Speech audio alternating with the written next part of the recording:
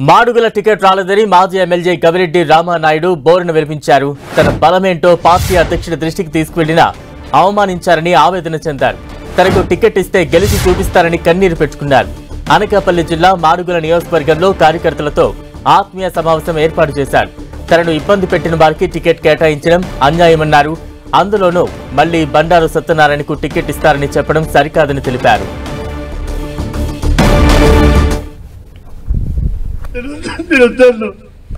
కానీ ఇంత అవమానం, ఇంత శిక్ష కానీ ఆ పాత్ర పోషించాను. ప్రభుత్వం పైన విరుచుపడ్డాను. ఈరోజు 2019 ఇన్ఛార్జ్ తీసిన తర్వాత కూడా మాడుగుల నియోజకవర్గంలో యావత్తు కార్యకర్తల నాయకులందరూ కూడా నా వెంట ఉన్నారు. కాబట్టి ఆ కార్యక్రమాలు ఏవైతే పార్టీ ఇచ్చిన కార్యక్రమాలు బాదురు గాని, లేదు ఇదేం కర్మ గాని, నాడు నేడు గాని, లేదు బాబు చోటి భవిష్యత్తు గ్యారెంటీ గాని ఈ నియోజకవర్గంలో పాదయాత్ర చేసి ఆ పాదయాత్ర ద్వారా ఈ యొక్క నియోజకవర్గంలో తెలుగుదేశం పార్టీని ఉప్పును లేపింది రామారాయణ గర్వంగా చెప్పగలను.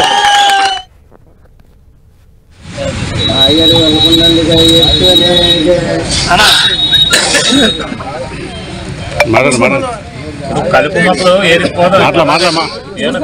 కలుపు తీసేస్తాం. ఏముంటుందంటే నమ్మిన నాయకత్వం, నమ్మిన పార్టీ నమ్ముకున్నాను. తప్పు చేసి కొట్టు చంపు